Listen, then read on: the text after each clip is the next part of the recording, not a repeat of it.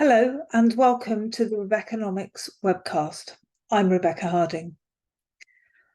As NATO members gather in Vilnius this week, I want to talk about the biggest elephant in the room, supply chain resilience.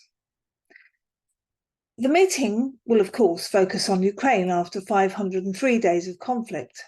It will also focus on NATO's expansion, with Turkey currently blocking Sweden's membership, and it will also be a review of its own strategic concept that it launched last year. But the security backdrop to the meeting is hugely complex, and because trade through sanctions, export controls and finance is now so integral to defence and security frameworks, the purpose that I want to meet today is to draw out the consequences for supply chains and supply chain finance. From the future of the Russia grain deal to the rebuilding of Ukraine post-conflict, EU expansion and the coercive threat from China, understanding trade and supply chains has become increasingly critical to modern security strategies. And what I want to do today is show where all of this is coming from, but also what needs to be done, because there'll be little progress on NATO's strategic concept as a whole unless it starts to think more robustly about the trade and supply chain aspects of security and defence. So let's start with the obvious, Ukraine. Ukraine is also looking for accession to NATO as well as to the EU. But membership of NATO is fraught with difficulties. The alliance already has, and as long as it takes, commitment to support Ukraine in its struggle against Russia with weapons and training. But this has consequences for security and defence supply chains, obviously. NATO membership arguably can't come anyway while Ukraine is locked into a conflict with Russia, and the attritional nature of the war means that there's a risk of this at least becoming long-term and potentially becoming a frozen conflict, meaning that it's going to be very difficult for that NATO membership to happen at any time soon. And the off-ramp for both sides may yet be an economic one. Ukraine, full accession into the EU, trade integration and funds to rebuild, and Russia, perhaps some kind of managed reintegration into global trade and the financial system after a cooling off period. The key in any solution will be not to leave open wounds such that the conflict flares up again, and in particular such that Russia doesn't feel like it can take its grievances elsewhere. NATO accession for Ukraine arguably can't be until that position has been reached because of the nuclear threat that Russia, and now Belarus as well, represents.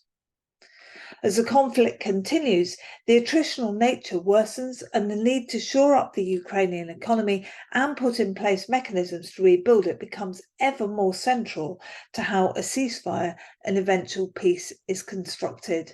So the economics of this underpin the military side as well.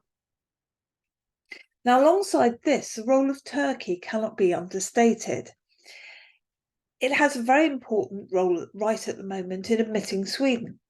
Turkey is playing its cards close to its chest, but also negotiating to become part of the EU, and with the US negotiating to get F-16s. This is an economic and a military play. Turkey's trade with the EU is worth nearly 200 billion euros a year, and it plays a vital role as a NATO anchor in the Black Sea. It's also playing an important brokerage role in maintaining the Russia grain deal, allowing exports of grain through the Black Sea, and this deal expires on the 17th of July.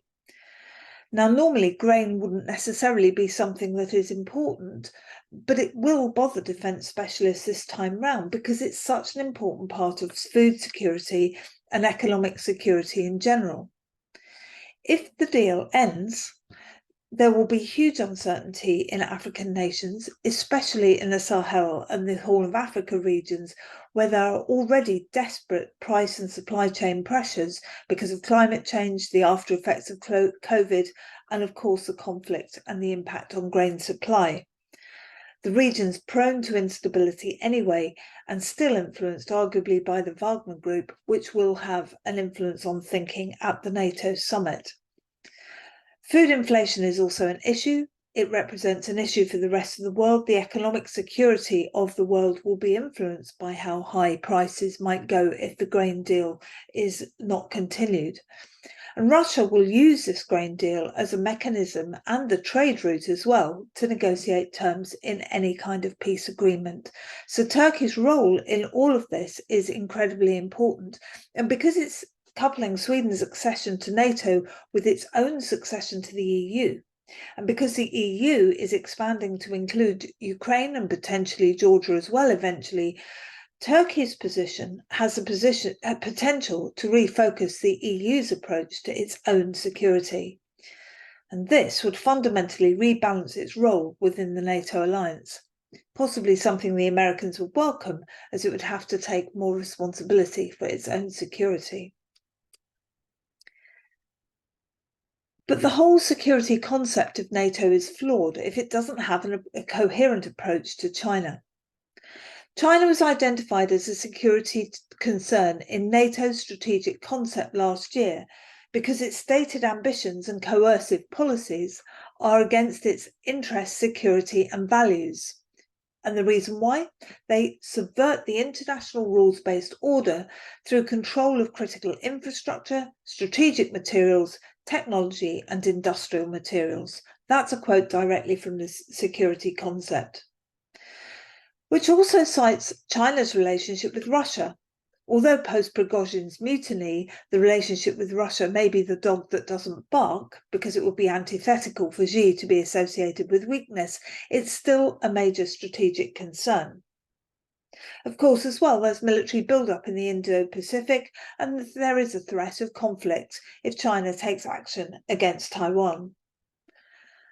But the real threat identified is around the geoeconomics of the threat from China.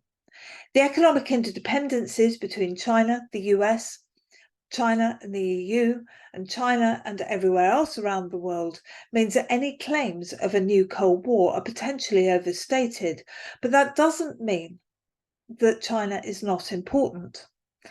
To reiterate, this is a geoeconomic conflict, but we need to resolve it and resolve it soon, because if there's a sustainable future to world trade and economics, the conversations have to include China, potentially why the US is so keen to thaw relations now, because, not least because of the conflict in Ukraine, it will need China's rare earths for some time to come.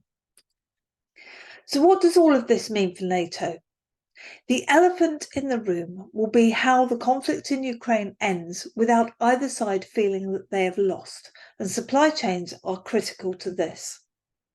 The risk of nuclear conflict in Europe is always at the front of NATO decisions as a consensus-based organisation, so it's going to need to work its way around all of these things. NATO, historically, is a defence and security alliance, but Russia's invasion of Ukraine has given it a new purpose.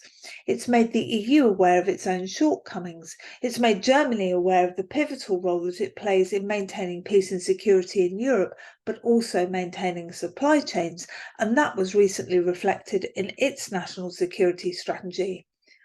But far more than anything, it's shown the weakness of a purely military response.